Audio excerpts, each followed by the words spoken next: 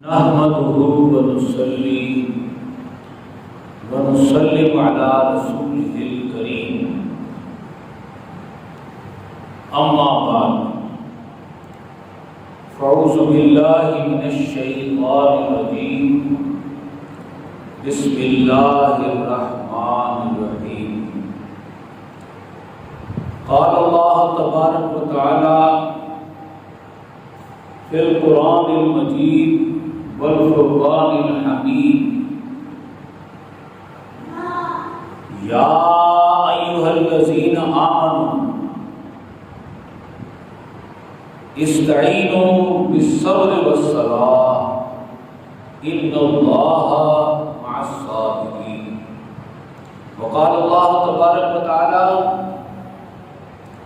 في مقام آخر يا أيها الذين آمنوا كتب عليكم الصيام كما كتب على الذين من قبلكم لعلكم تتقون.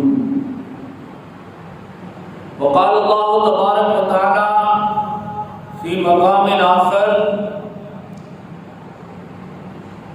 إنا أنزلناه في ليلة القدر ما أدراك ما ليلة القدر ليلة القدر خير من ألف شهر.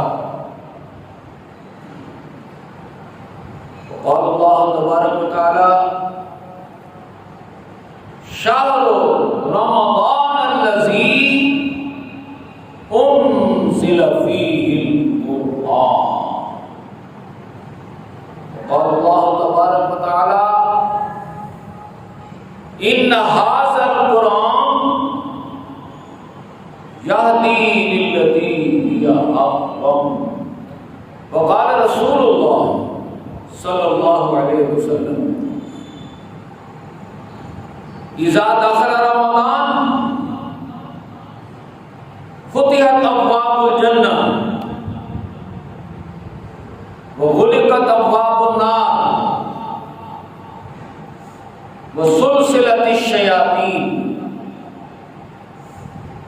وقال رسول الله صلى الله عليه وسلم من صام رمضان من قام رمضان من قام ليلة القدر ایمانا و احتسابا قد غفر له ما تقدم من ذنبه. وقال رسول الله صلى الله عليه وسلم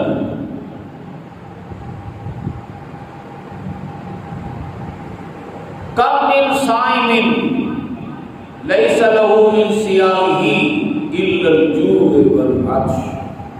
وقال رسول الله صلى الله عليه وسلم قال الله تبارك وتعالى الصوم لي وأنا أجزى به. وفي رواية آخر وأنا أجزي به. صدق الله العظيم وصدق رسوله النبی الکریم الامین. انتہائی قابل صد احترام محترم معزز سامعین و حاضرین، ہماری آج کی گفتگو کا موضوع انشاءاللہ استقبال رمضان. شعبان شریف کا مہینہ استقبال رمضان کا ہے. استقبال رمضان رمضان المبارک کی تیاری. شعبان کا مہینہ رمضان کی تیاری کا مہینہ. کیوں؟ رمضان کا مہینہ بہت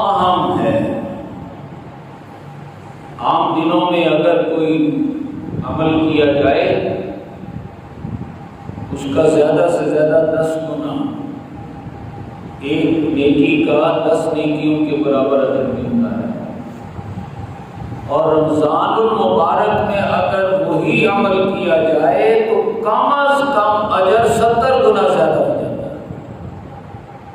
کتنا زیادہ ہو جاتا ہے اس کی کوئی حد نہیں ہے، کیونکہ قرآن حکیم میں آتا ہے لیجزی اللہ احسن ما عملوا، اللہ تعالیٰ ایک تو تمہارے بہترین اعمال کے حساب سے عام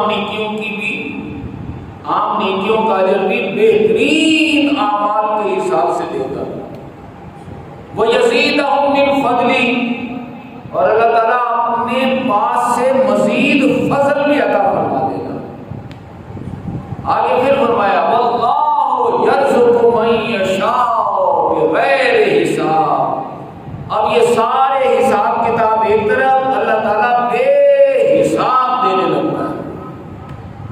تو اللہ تعالیٰ کتنا اجر دے سکتا ہے؟ زیادہ سے زیادہ، کم سے کم تو 70، ایک نیکی کا 70 نیکیوں کے برابر۔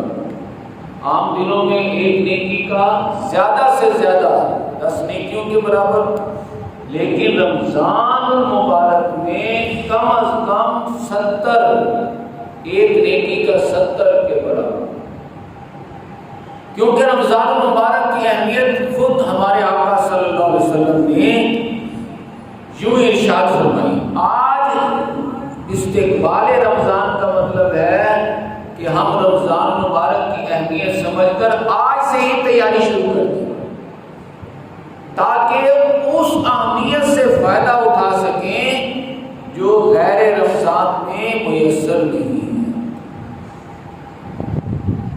ممکن ہی نہیں، رمضان میں ہی ممکن ہے۔ لہذا رمضان کی اہمیت ہمارے ذہن میں ہی نہ ہو، اللہ نہ کرے، اور وہ اہمیت کا وقت گزر جائے اور بعد میں ہمیں پچھتاوا ہو، اس سے ہم بھرپور فائدہ اٹھائیں۔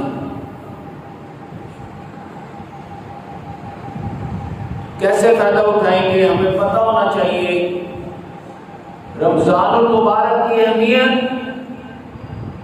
اس سے بڑھ کر ہمیں یہ بھی پتہ ہونا چاہیے یہ اہمیت کس وجہ سے ہے۔ رمضان تو مہینہ جیسے یہ شعبان گزر رہا ہے، اس کے بعد شوال آئے گا، پھر محرم آئے گا، پھر سفر آئے گا، پھر ربیع الاول آئے گا۔ رمضان تو ایک مہینے کا نام ہے۔ رمضان کی اہمیت رمضان کا مہینہ ہونے کی وجہ سے نہیں ہے۔ اللہ تعالیٰ فرماتا ہے شہر رمضان الذی انزل فیہ القرآن، رمضان کی ساری اہمیت اس وجہ سے ہے کہ بقیہ مہینوں میں کو یہ اہمیت حاصل نہیں ہوئی، صرف رمضان ایسا مہینہ ہے جس کے دامن میں قرآن نازل ہوا ہے۔ اصل اہمیت تو قرآن کی ہے۔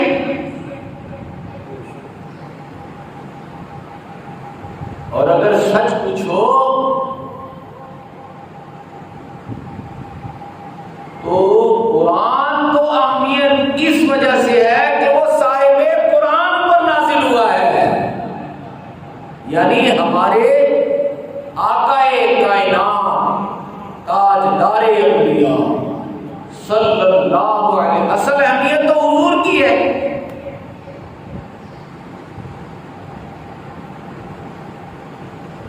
ہمارے آقا کی ہستی نہ ہوتی، اعلیٰ حضرت امام احمد رضا خان بریلوی صحیح کہتے ہیں نا، وہ جو نہ تھے تو کچھ نہ تھا۔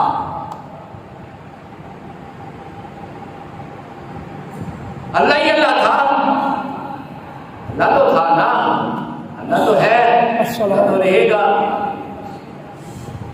لیکن جب تک حضور صلی اللہ علیہ وسلم پیدا نہ ہوئے اللہ تعالیٰ نے آپ کو وجود نہیں بخشا۔ وہ جو نہ تھے تو کچھ نہ تھا، اور وہ جو نہ ہو تو کچھ نہ ہو۔ سبحان اللہ، سبحان اللہ، سبحان اللہ۔ جان ہے وہ جہان کی، جان ہے تو جہان ہے۔ اصل اہمیت تو ہمارے آقا کی ہے. ہمارے آقا ہیں تو وہ صاحب قرآن ہیں.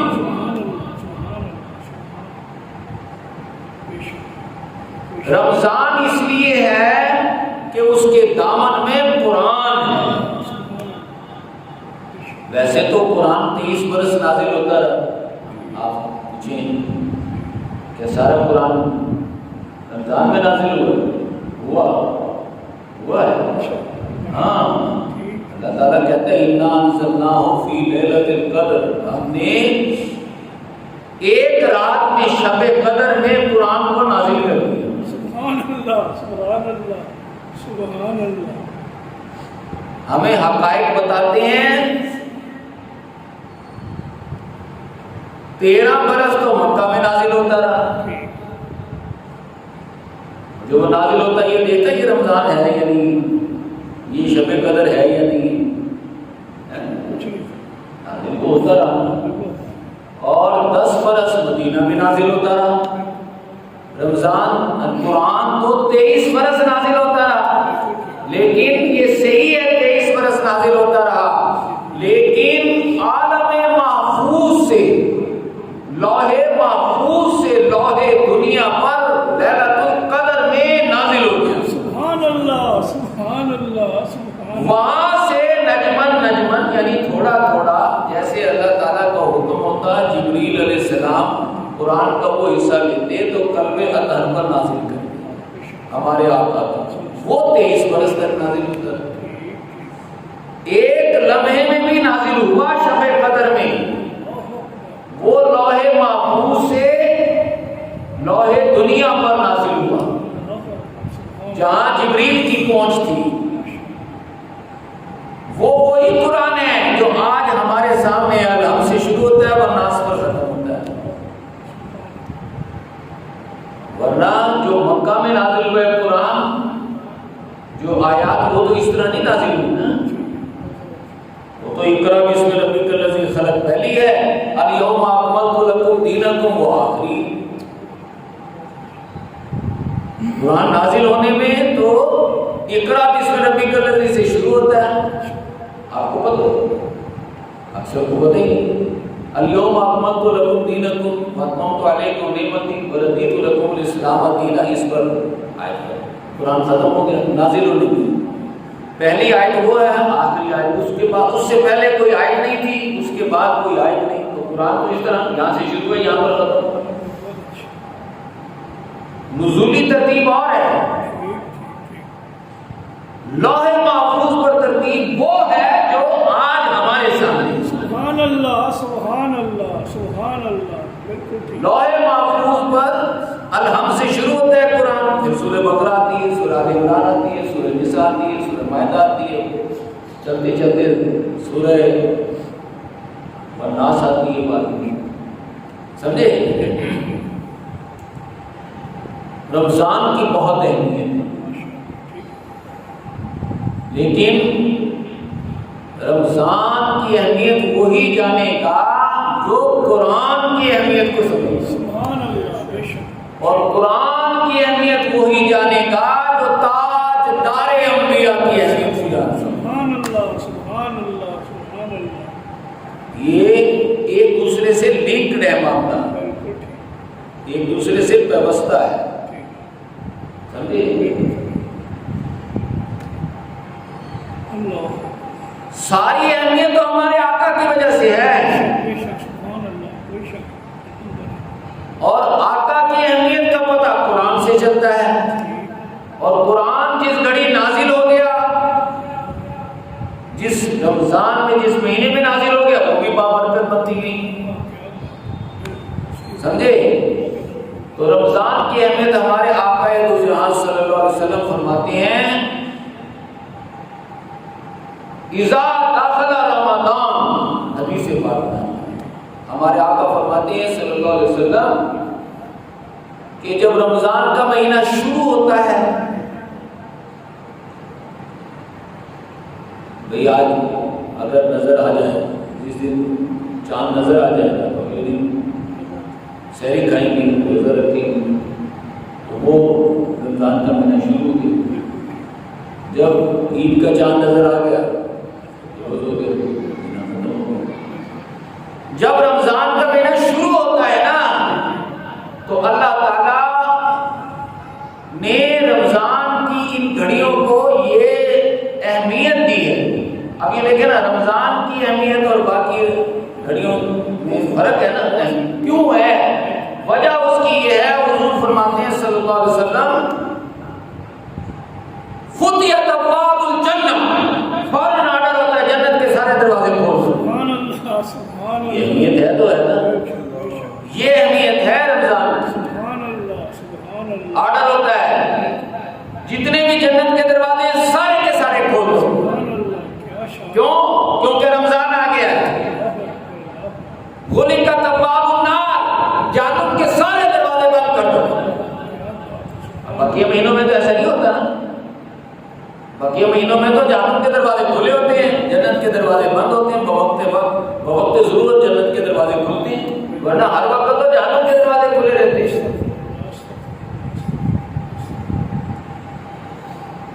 کیوں ایسا کیوں ہے؟ عموماً ایسا کیوں ہے؟ اس لیے کہ انسان گھاٹے کا راستہ اپناتا ہے، نقصان والا۔ اللہ نے پیدا کیا اپنے لیے، انسان کہتے ہیں اپنے لیے، تو یہاں سے راستے جدا ہو جاتے ہیں۔ اکثریت لوگوں کی تو ایسی ہی زندگی بسر کرتی ہے نا، اپنے لیے، اپنے بچوں کے لیے، اپنے ماں باپ کے لیے نہیں، صرف اللہ اور اس کے رسول کی۔ سبحان اللہ، سبحان اللہ، سبحان اللہ، صرف اللہ اور اس کے رسول کی۔ باقیوں کی باقی ذریعہ ہے، ٹھیک ہے ان کے، لیکن سب سے زیادہ ادھر ترجیح، زیادہ وقت اور صلاحیتیں، زندگی کا مقصد اللہ کی راہ میں جان دینا۔ جینا ہے تو اس کے لیے، مرنا ہے باقی سب باقی اضافی چیزیں۔ اذا داخل رمضان، جب رمضان کا مہینہ شروع ہوتا ہے، ہمارے آقا ہمیں بتا رہے ہیں، اللہ کی طرف سے آرڈر آتا ہے، فتحت ابواب الجنہ، جنت کے دروازے کھول دو۔ غلقت ابواب النار، صرف یہی نہیں کہ جنت کے دروازے کھل جائیں، کوئی بھولا بھٹکا آ سکتا ہے جہنم کی طرف۔ غلقت ابواب النار، یہ جو سارا سال جہنم کے دروازے کھلے رہتے ہیں، ان سب کو بند کر دو۔ وسلسلۃ الشیاطین، اور جو شیطان ہے ان کو زنجیروں میں جکڑ دو۔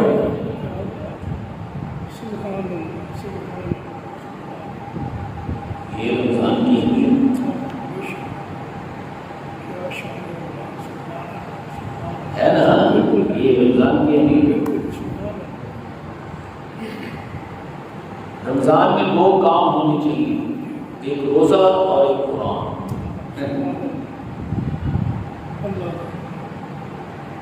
جس ہم نے روزہ رکھا ہو، زبان اور دماغ قرآن پڑھتا ہو، قرآن سمجھ رہا ہو، قرآن سمجھا رہا ہو۔ یہ جشن قرآن کا مہینہ، ان ھذا القرآن یہدی للتی ہی اقوم۔ یہ رمضان کا مہینہ ہے کہ جس میں اللہ نے قرآن نازل کیا۔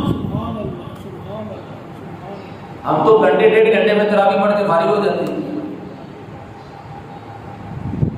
اب وہ گھنٹہ ڈیڑھ گھنٹہ تو نہیں تھا تراویحوں کا، تو ساری رات تراویح چلی، 3 دن حضور صلی اللہ علیہ وسلم نے جماعت سے نماز تراویح کرائی، صرف 3 دن۔ ایک دن آیا آپ نے کہا سب اکٹھے ہو جاؤ، چلو جی قرآن پڑھو، ساری رات نماز تراویح ہو گئی۔ اگلے دن آیا آپ نے کہا پھر سب کے سب جماعت کے ساتھ پڑھو۔ آپ امامت کرا رہے ہیں، آپ قرآن پڑھ رہے ہیں، سارے صحابہ سے۔ تیسرا دن آیا آپ نے کہا ہاں ٹھیک ہے، اب آج بھی سب صف بنا لو، میں قرآن پڑھتا ہوں سب۔ تو با جماعت نماز تراویح حضور صلی اللہ علیہ وسلم نے 3 دن پڑھی، اس کے بعد آپ نے نہیں پڑھی۔ آپ نے کہا اپنے اپنے پڑھو۔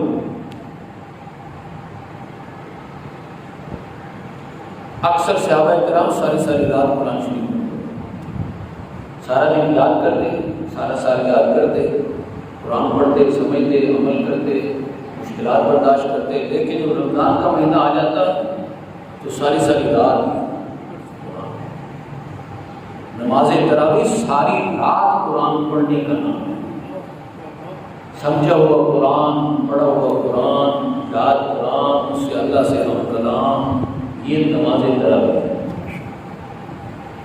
یہ دوبارہ جو شروع ہوئی ہے نا، یہ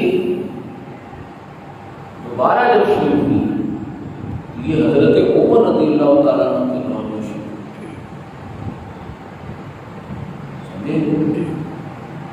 آپ نے حکم فرمایا جیسے ہمارے آقا صلی اللہ علیہ وسلم نے نماز تراویح باجماعت پڑھی تھی، آج سے امت قیامت تک کے لیے باجماعت پڑھی۔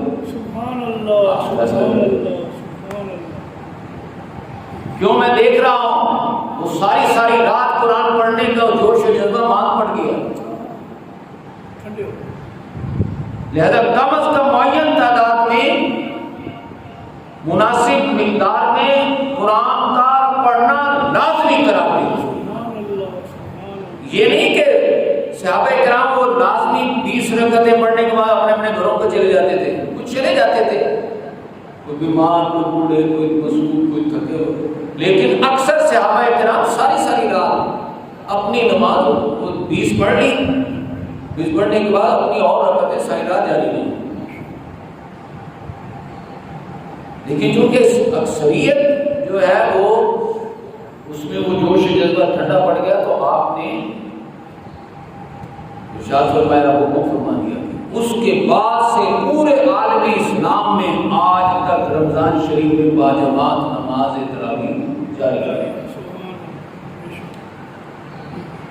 لیکن حضور صلی اللہ علیہ وسلم نے اپنی حیات طیبہ میں صرف 3 دن، کسی رمضان مبارک میں، کسی رمضان مبارک میں 3 دن بس پڑھتے پھر انفرادی نماز، وہ ساری ساری رات ہر شخص اپنی نیت باندھ رہا ہے۔ اور حضرت فاطمہ الزہرا تو رمضان کیا ساری عمر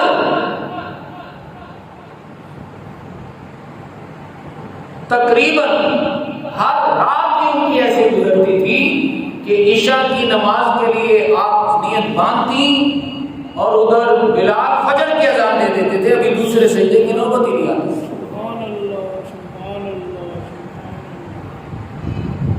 اللہ۔ کیوں؟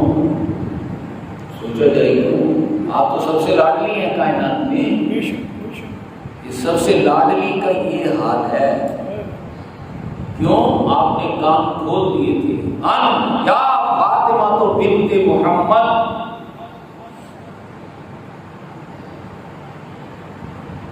اے فاطمہ جگر گوشہ رسول،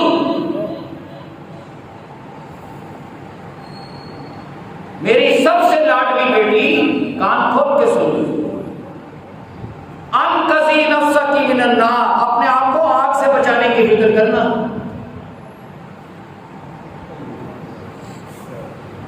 انی لا املک لک من اللہ شیئا،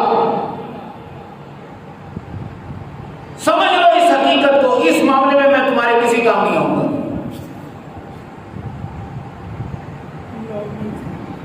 ساتھ ہی آپ نے اپنی ماں جیسی پھوپھی صفیہ کو بلایا اور کہا ادھر آج سے سمجھ لو، یا صفیہ تو امت رسول اللہ، اے صفیہ تو صرف پھوپھی نہیں ہے، تو نے مجھے میری والدہ کی رحلت کے بعد ماں بن کے پالا ہے، بلکہ ان کی زندگی میں بھی۔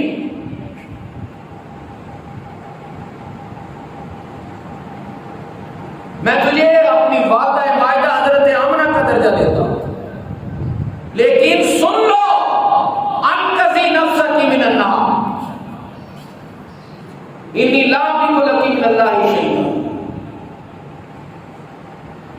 اپنے آپ کو آگ سے بچانے کی فکر کرنا، میں تمہارے کسی کام نہیں آؤں گا۔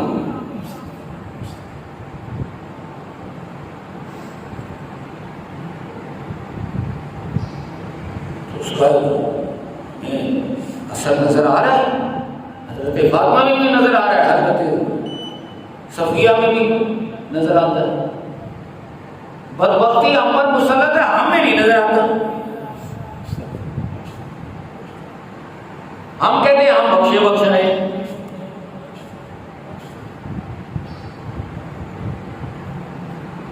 کچھ بھی ہیں، بس تیرے محبوب کی امت میں سے ہیں، بس تو جانے تیرا کام جانے۔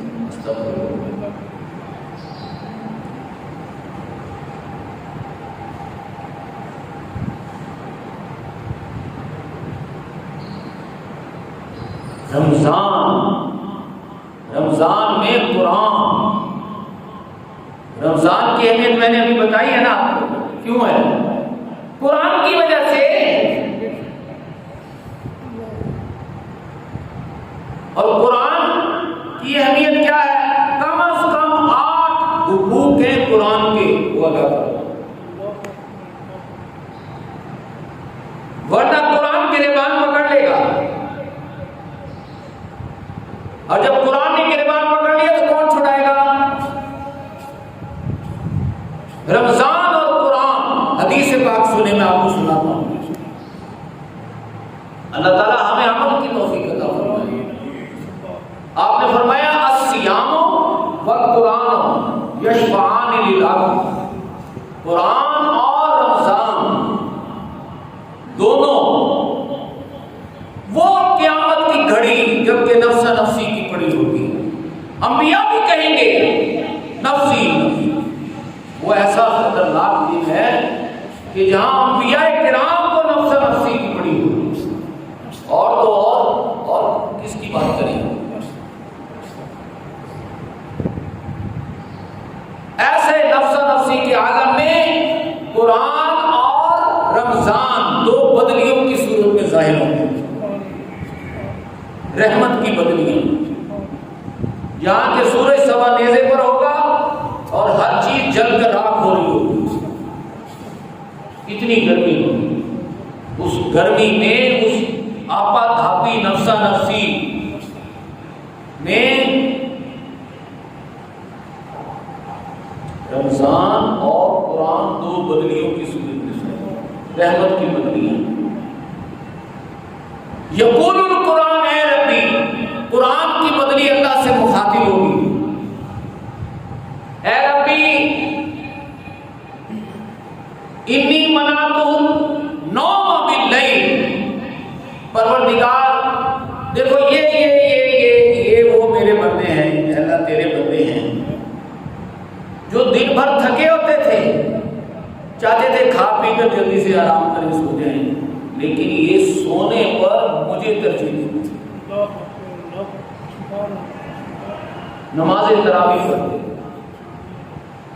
مجھے سنتے تھے، حالانکہ نیند بھی آ رہی ہوتی تھی، حالانکہ تھکے بھی ہوتے تھے، لیکن نیند اور آرام اور تھکاوٹ کو ایک طرف کر کے وہ میرے ساتھ رات بسر کرتے تھے۔ فشفقنی فی، پروردگار ان کی اس نیکی کی وجہ سے کہ ان کا یہ مجھ سے تعلق رکھتے تھے، آج اس نفس نفسی کے عالم میں قرآن کہے گا میں ان بندوں کی تیرے حق میں تیری بارگاہ میں شفاعت کرتا ہوں، تو ان کو بخش دے۔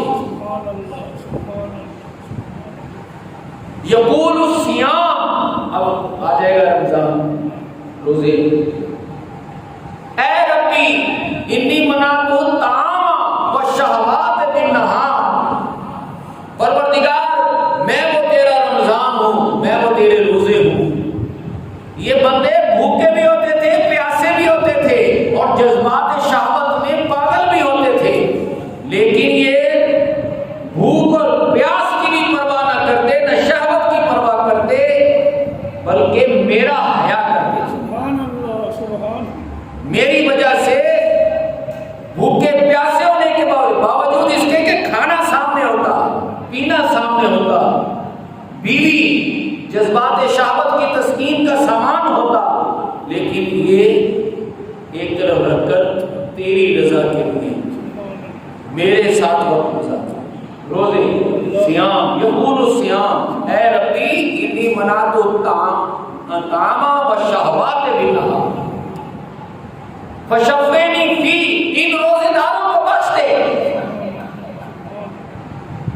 ہمارے آقا تاجدار انبیاء رحمت للعالمین فرماتے ہیں فیشفعان، قرآن اور رمضان کی قدر کرنے والوں مبارک ہو، میں پیشگی تمہیں مبارک دیتا ہوں، اللہ نے تمہارے حق میں رمضان اور قرآن کی شفاعت کو قبول کر لیا۔ سبحان اللہ، کرے گا نہیں، فیشفعان، شفاعت قبول کر لی گئی۔ سبحان اللہ، سبحان اللہ، یہ نہیں کہا ہو جائے گی، اللہ، یقین رکھو آج ہی اللہ نے قبول کر لیا۔ سبحان اللہ، سبحان اللہ، حالانکہ ابھی تو یہ ہونا ہے سب کچھ۔ سبحان اللہ، سبحان اللہ، سبحان استقبال رمضان کا مطلب ہے ہمیں ان حقائق کی پہلے سے سمجھ آ جائے اور ہم پوری تیاری کریں، پوری اپنا ترجیحات سیٹ کریں۔ این وقت پر کہتے ہیں نا، وقت کے ٹانکے بے وقت کا ٹانکا، آج تیاری کریں گے تو سہولت دیں گے، این وقت پر تو کچھ نہیں ہوتا، آفت ہوئی بڑی ہوتی۔ آج ہمیں پتا ہو کہ رمضان کیا ہے، رمضان کی اہمیت کیا ہے، رمضان سے فائدہ اٹھانے کا طریقہ کیا ہے، روزہ کیا ہے، روزے کا مقصد کیا ہے۔ بے مقصد روزے بجائے ثواب کے الٹا گناہ بن جاتے ہیں۔ بے مقصد، مقصد سامنے ہو، بے مقصد نمازیں الٹا فوائد للمصلین، نمازیں جو بے مقصد نمازیں پڑھی جائیں، نمازیں جاری ہیں، بچپن لڑکپن نوجوانی جوانی بڑھاپا نمازیں جاری ہیں، لیکن بے مقصد، ایسی نمازیں پکڑ کے جہنم کے سب سے نچلے گڑھے میں لے جاتی ہیں۔ با نماز وہ جو با مقصد ہے، جو اپنے حقوق کے ساتھ ادا کی جا رہی ہے۔ روزہ وہ جو با مقصد ہو، میں اپنی طرف سے کہہ رہا ہوں، اللہ کہہ رہا ہے یا ایھا الذین آمنوا، اہل ایمان، کتب علیکم الصیام، تم پر روزے فرض کر دیے گئے۔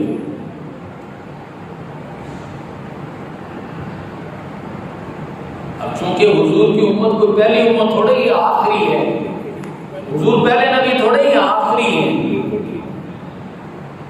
ابھی 1,24,000 انبیاء کرام نے آنا نہیں ہے، آ چکے ہیں، معاملے ختم کی طرف جا رہے ہیں، مکمل ہو رہے ہیں۔ اس لیے فرمایا کما کتب علی الذین من قبلکم، یہ کوئی نیا کام نہیں کیا میں نے، اللہ کہہ رہا ہے تم سے پہلے بھی جتنی امتیں گزری تھی سب پر روزے فرض تھے۔ کہیں تم کو یہ کیا ہوا، یہ ہم سے ہی روزے رکھوانے تھے؟ نہیں، روزے ہر امت جو بھی گزری ہے، آج بھی ہندو تک، ہندوؤں پر کوئی کتاب اتری، کوئی نبی آیا روزے رکھنے، رکھتے ہیں کہ نہیں رکھتے؟ ہندو بھی روزے رکھتے ہیں، عیسائی بھی رکھتے ہیں، یہودی بھی رکھتے ہیں، سمجھے، سکھ بھی رکھتے ہیں، پارسی بھی رکھتے ہیں۔ ایک نہیں رکھتے تھے تو یہ مکہ کے مشرک نہیں رکھتے تھے، گھوڑوں کو روزے رکھواتے تھے کہ یہ کہیں بھوکا پیاسا کھڑا ہو جائے گا، وہ کہے گا مجھے تو پہلے کھلاؤ پلاؤ، مجھے آرام کرو، پھر تو وہ اس کو بھوکا پیاسا رکھ کے دوڑاتے، وہ گھوڑا روزہ گھوڑے کو رکھواتے تھے، خود نہیں رکھتے تھے۔ ان کے یہاں رواج خود روزہ رکھنے کا نہیں تھا، گھوڑوں کو روزہ رکھواتے تھے۔ لیکن نبی اکرم صلی اللہ علیہ وسلم تو اللہ کے تاجدار ہیں، آپ نے تو وہی کام کرنا ہے جو انبیاء کرام اس کی امتوں کو بھی کما کتب علی الذین من قبلکم، بالکل اسی طرح تم پر روزے فرض کر دیے جیسے پہلی امتوں رکھتے رہے. کیوں باری تعالیٰ کیوں؟ کیا مقصد ہے اس کا؟ روزے کیوں رکھیں؟ کیوں بھوکے پیاسے رہیں؟ لعلکم تتقون، تاکہ تم میں تقوی پیدا ہو جائے. اب روزے آئے، خوب ڈٹ کے روزے تو رکھے لیکن تقوی پیدا ہی نہیں. تقوی کا نام و نشان نہیں. روزوں میں روزے سارے پورے ڈٹ کے روزے رکھے لیکن تقوی ہے ہی نہیں. استقبال رمضان کا مطلب ہے آج سمجھو روزے رکھنے کیوں نہیں. روزے کا مقصد کیا ہے؟ وہ مقصد کیسے حاصل کرنا ہے؟ روزے کے ذریعے سے بندے میں تقوی پیدا ہوتا ہے. پیدا ہو گیا تو بندہ زمین سے اٹھ کے عرش میں چلا جاتا ہے. جب تک تقوی پیدا نہیں ہوا تھا، تقوی پیدا کرنے کا سب سے مؤثر ذریعہ روزہ ہے. کوئی اور مجرب نسخہ نہیں، کبھی نہیں رہا. تقوی پیدا کرنے کا سب سے مؤثر ذریعہ روزہ ہے. سب سے آسان، کارگر، مؤثر تقوی پیدا کرنا.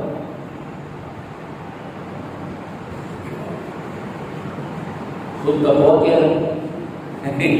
اب یہ چیزیں جاننا، سمجھنا، سمجھانا اور ان پر عمل کے لیے اپنے آپ کو تیار کرنا، یہ استقبال رمضان.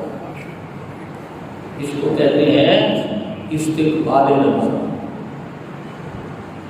رمضان کا استقبال کرنا. کوئی بہت بڑا وزیر مشیر آ رہا ہے، صدر آ رہا ہے، وزیر اعظم آ رہا ہے، تو اس آنے سے پہلے تیاری، استقبال، آگے بڑھ کر استقبال کیا. یہ استقبال کرنا آگے بڑھ کر رمضان کا وہ کیا ہے؟ سمجھنا تو صحیح رمضان ہے کیا؟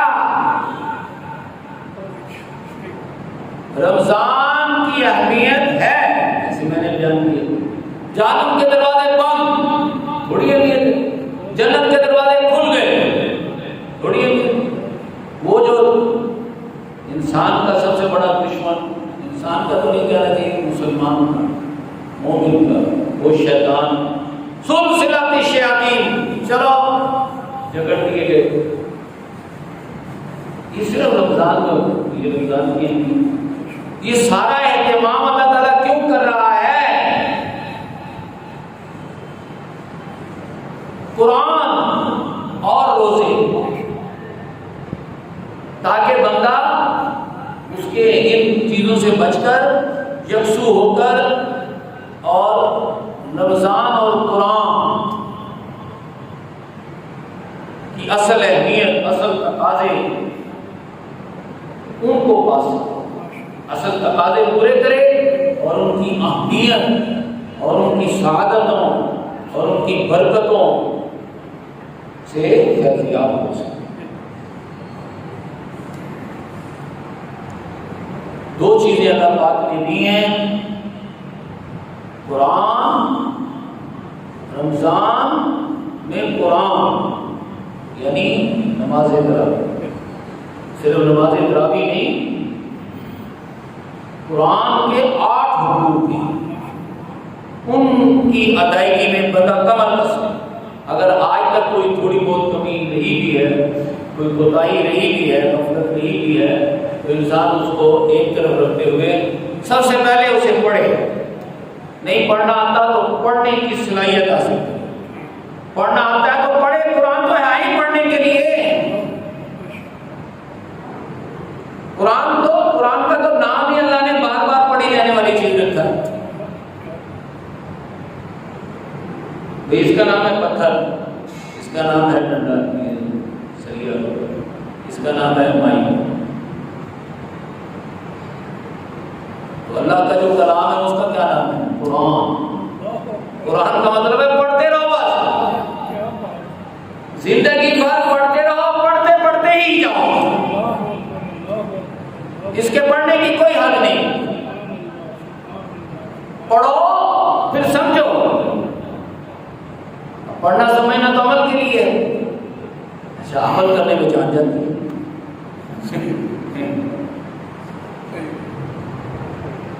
تکلیف جب سب سے بڑھ کر عمل تو حضور نے کیا, صحابہ نے کیا. حضور فرماتے ہیں میں نے پوری زندگی آرام نہیں کی.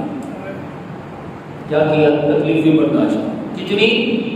آدم سے لے کے آخر تک. میں ایسے بکواس کر رہا, یہ حدیث سنا رہا. حضور فرمائے کہ میں نے کبھی آرام نہیں کیا اور میرے جیسا بدبخت آرام تلاش کرتا پھرے. بدبختی نہیں. حضور کہیں میں نے ساری زندگی آرام نہیں کیا.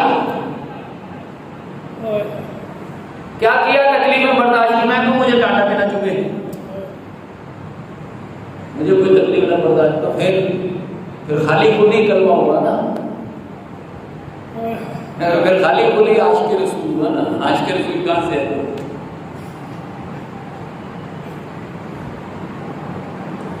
حضور اللہ کے پیارے ہو گئے. صحابہ کرام کے آگے تابعین آ گئے, پھر تابعین جا کے تبع تابعین آ گئے. تو تابعین میں سے ایک نے صحابی کو پکڑا, پوچھا تو تم نے حضور کو پایا زندگی میں؟ ہاں پایا. تو تابعی پوچھ رہے ہیں تم نے حضور کی کیا قدر کی؟ تم نے جو اپنی زندگی میں حضور کو پایا تو کیا قدر کی؟ اس نے کہا ہم نے سب کچھ حضور پر لوٹا دیا. اس نے کہا بس اگر حضور میرے زمانے میں ہوتے تو میں ہر وقت کندھوں پہ اٹھائے پھرتا. سبحان اللہ, سبحان اللہ, سبحان اللہ, سبحان اللہ, سبحان اللہ, اللہ اکبر.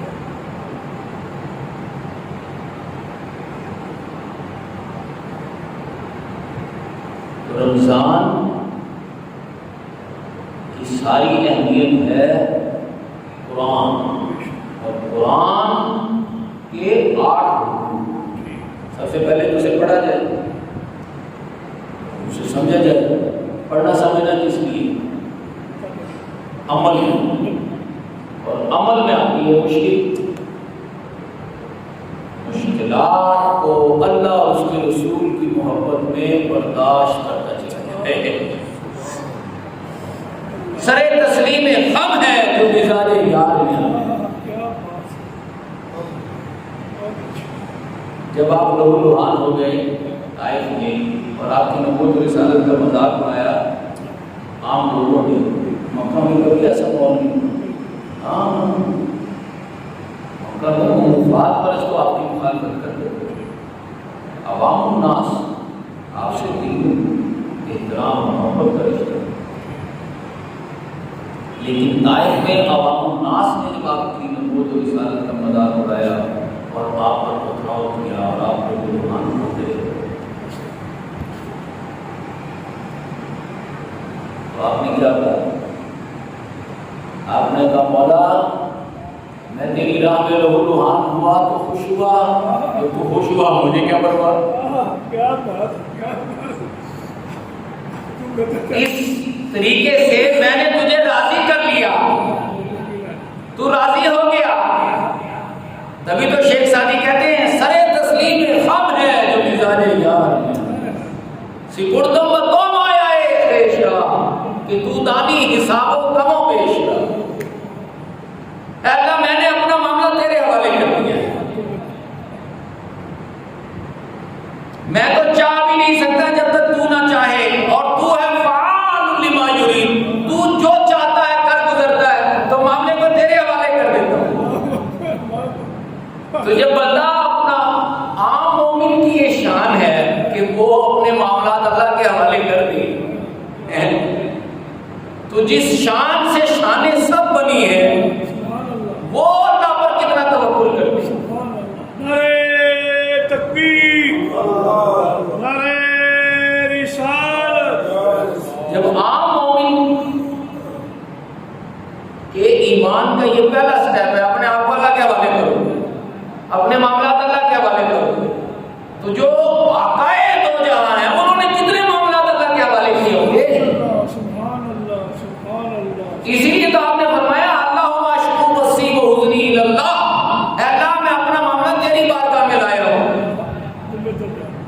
ادوبی منت تامری، اللہ تو نے میرا معاملہ میرے دشمنوں کے حوالے کر دیا، کوئی بات نہیں.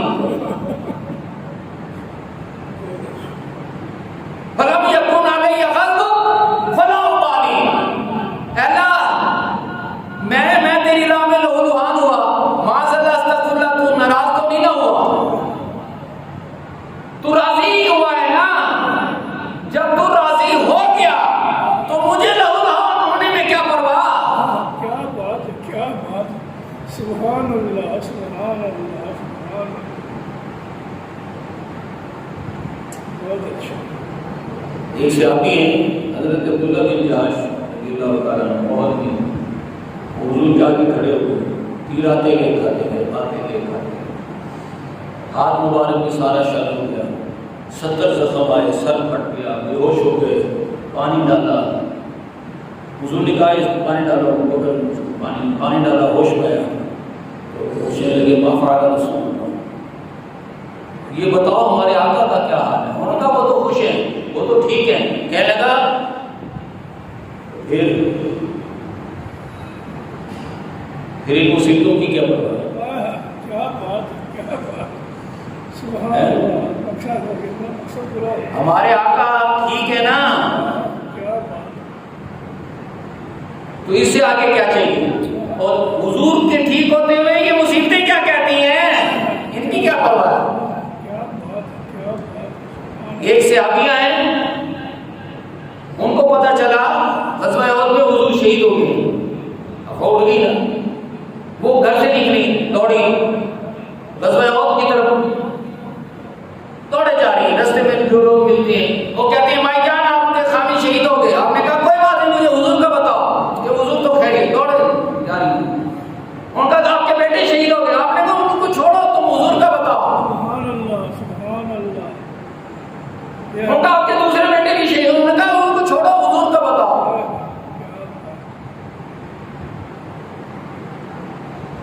اور جب دامن مصطفیٰ پر پہنچی ہیں، کہا یا رسول اللہ آپ خیریت سے ہیں؟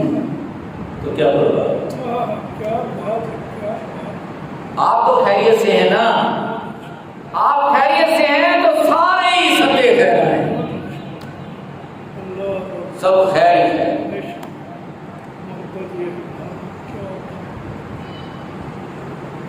رمضان ہے قرآن.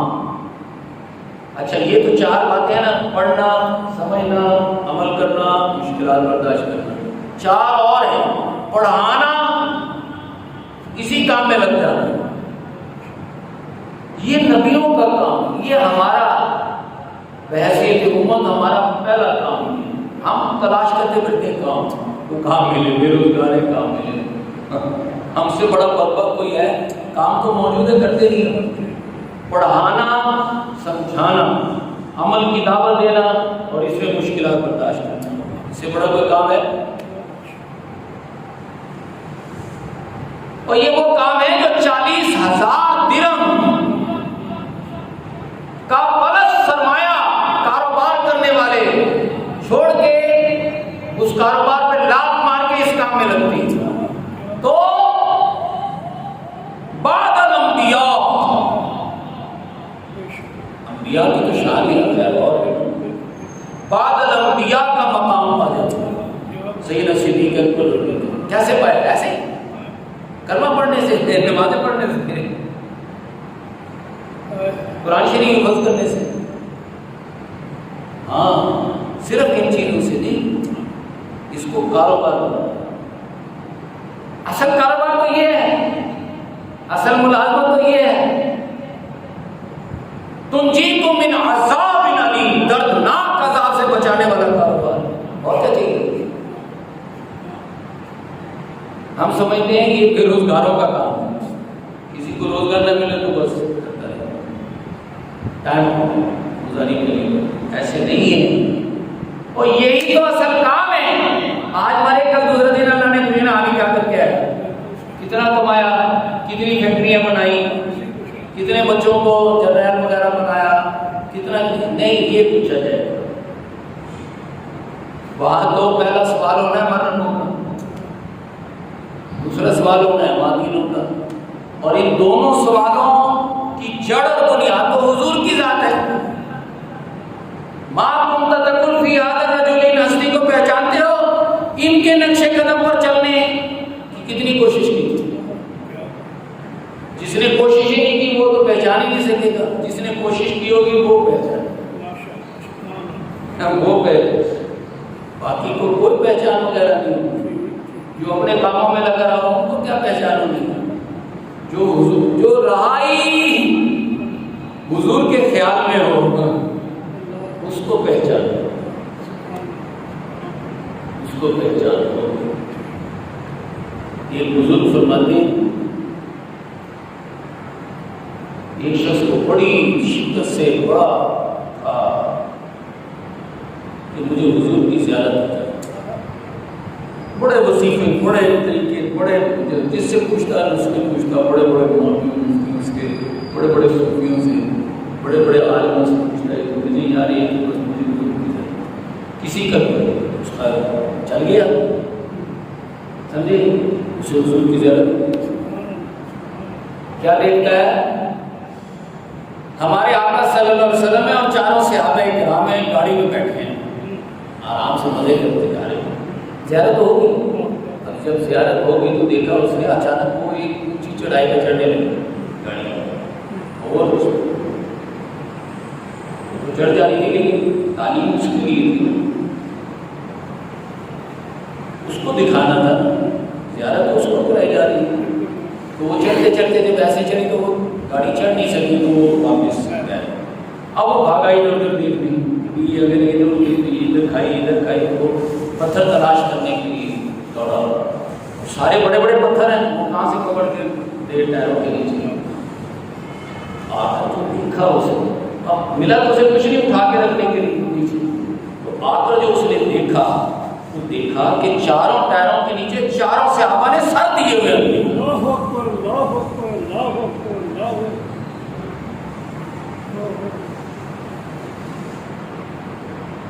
ادھر والے ٹائر کے ساتھ صدیق اکبر نے سر دیا ہوا ہے،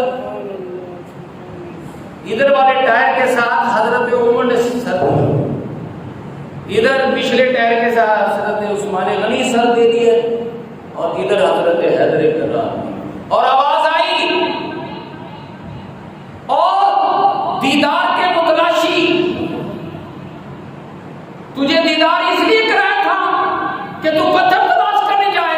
یہ تیرا سر کس لیے تھا؟ سر دے اندر. سبحان اللہ، سبحان اللہ، کیا شان ہے. حضور کی زیارت بھی مانگتا ہے اور جان چھپا کے رکھتا ہے، جان بچا کے رکھتا ہے. پہلے جان دینے کے راستے پہ چل، پھر مزہ آئے گا، پھر تو بھی حضور کے ساتھ بیٹھ کے جائے گا.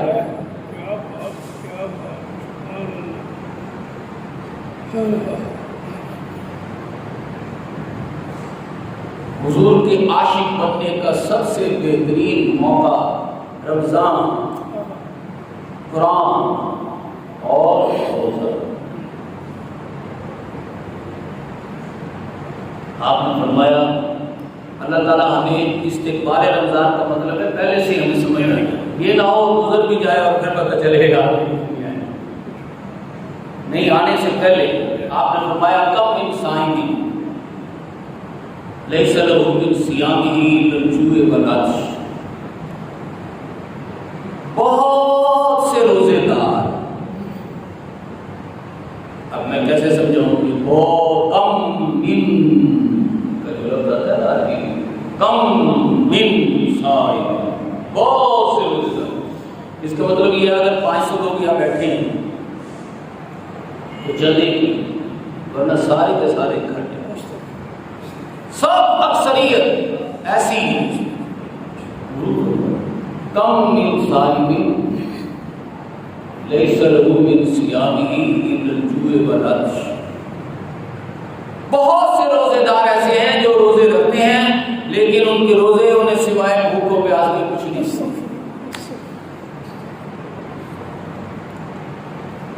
سمجھا ہی نہیں ہوتا. وہ دیدار کی خواہش جو ہے سر دینے کی خواہش نہیں ہے، سر دینے کے راستے پہ نہیں چل رہا. کتنے ہیں جو سر دینے کے لیے سر پھرے بنے پھر رہے ہیں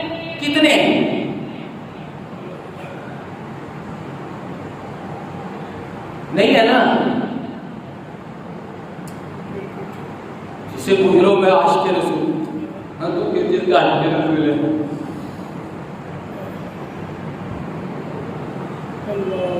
کس منہ سے کہتا ہے اپنے آپ کو عشق باز اے روسیا، تجھ سے تو اتنا بھی نہ ہو سکا کہ گاڑی واپس آ رہی ہے سر دے دینا،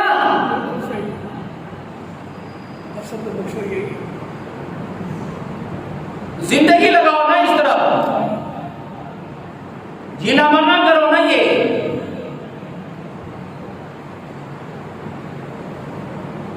وہ کرنا نہیں، عاشق کس کام میں؟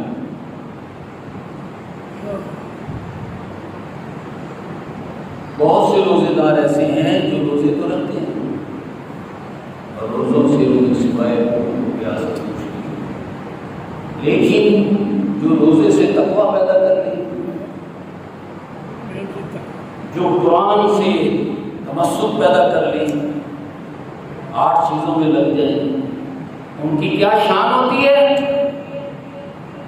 حدیث پاک میں آتا ہے ایک دن آئے گا شہید بھی جنت میں جا کر خدا کے دیدار کو ترس رہے ہوں گے، روزے دار بلا حجاب اللہ کا مشاہدہ کر رہے ہوں گے۔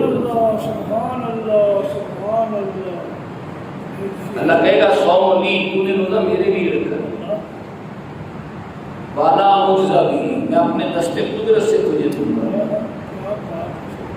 والا اجزا مجزی بھی کا مطلب ہے میں ہی تو ہوں اس کی جزا۔